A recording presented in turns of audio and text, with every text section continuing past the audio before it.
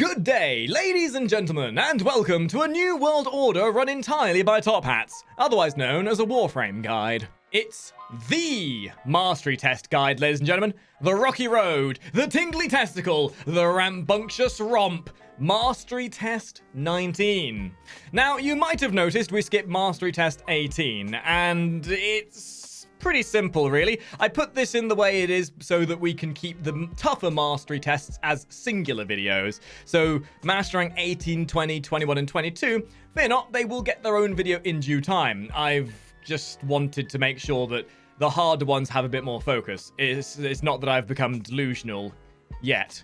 At least that's not what the dragon in my cupboard told me anyway. If you guys want to join us with these videos, I stream every single day on Twitch. And there's going to be a link to my Twitch and my Twitter down below if you want to go and check us out.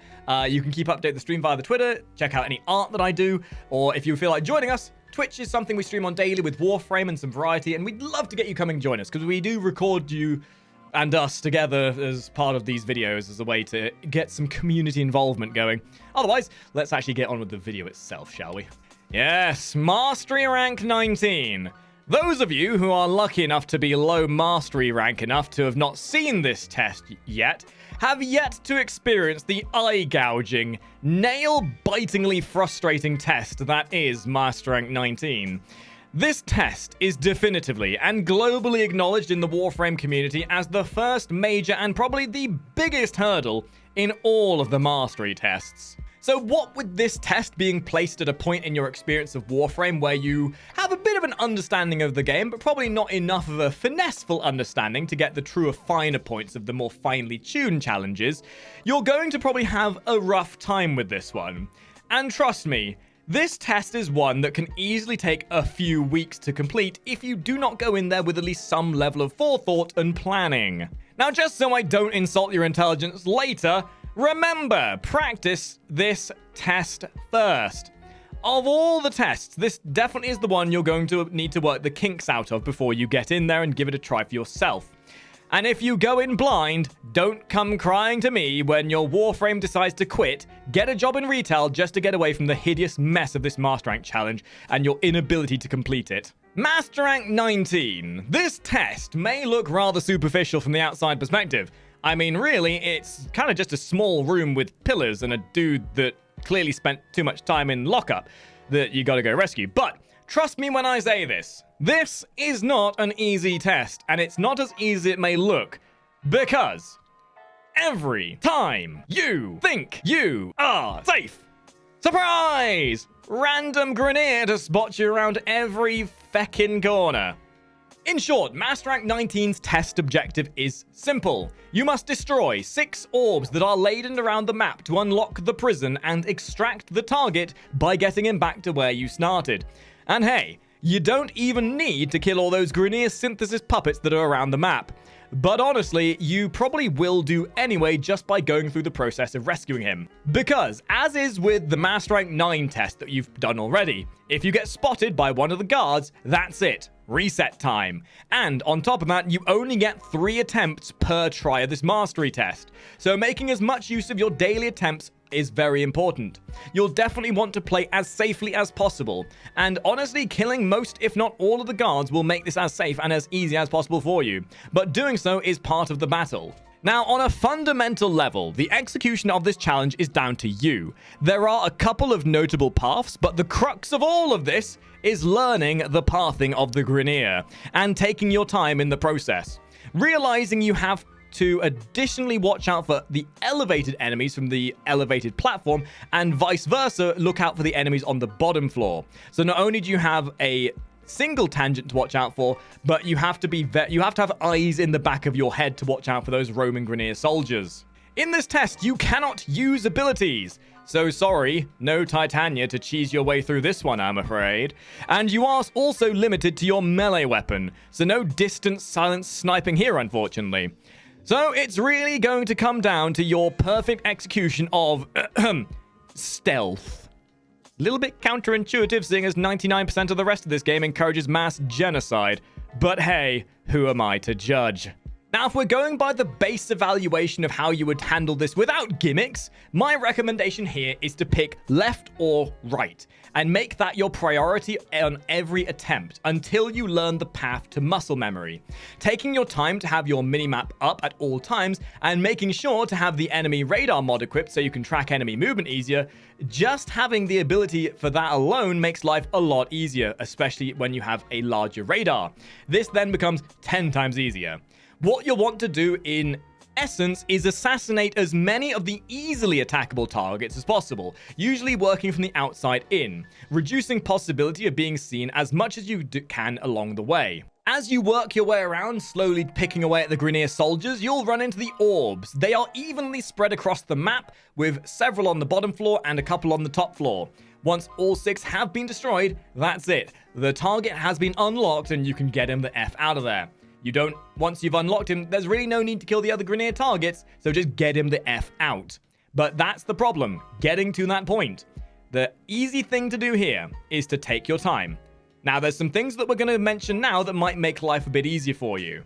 Even if you've practiced your heart off, even if you know the pathing to heart, sometimes you will just get unlucky.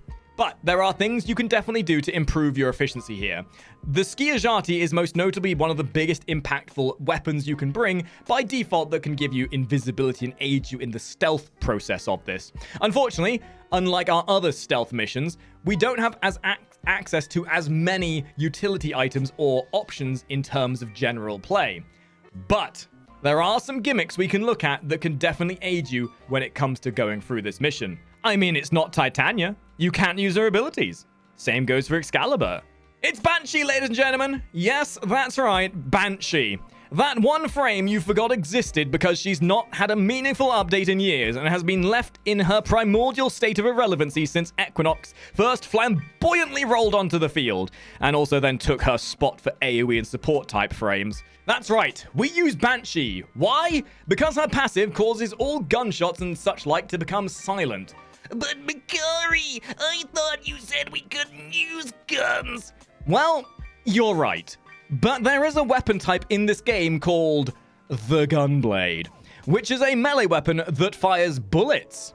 I didn't realize this game had suddenly turned into Final Fantasy, and I didn't realize my name was Squall. So utilizing either the Sarper or the Redeemer, we can then use Banshee's passive to stand majestically at the entrance and, performing the most majestic dance of the Gunblade ballerina, snipe every single one of the enemies from a complete safe distance with the silence of our passive. And because the enemy only have 1 HP, even unmodded, this thing will one-shot enemies. Now, word of advice, this Gunblade actually has almost infinite range and will easily be able to one-tap all the enemies in your line of sight. For the ones further away, you will just need to make sure to be pixel perfect with your aiming when lining up your shot. Your best bet is to test this out first so that you can get down the patterning and the attack patterns to get your as many shots off as possible. As it is technically classed as a melee weapon, there are some stances that you'll need to work through to figure out which one works best for your playstyle. I personally like to do the right-click melee attack combo, but really that's down to you. Sorry for you console players, I'm not sure what the buttons do on my controller stick, so you'll have to figure that out for yourself.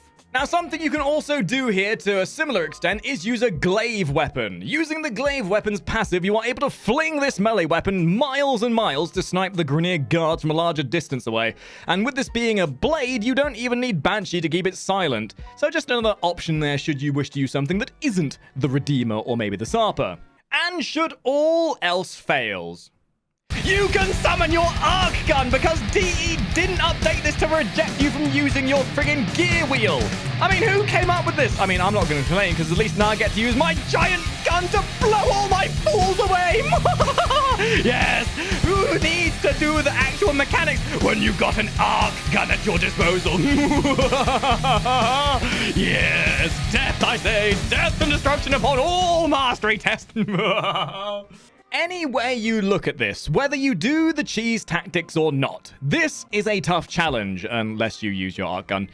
And you are going to struggle unless you do some premeditative planning, whether that's planning about the brute, planning about the weapon, or planning whether you actually want to make this challenge for yourself and not use your arc gun.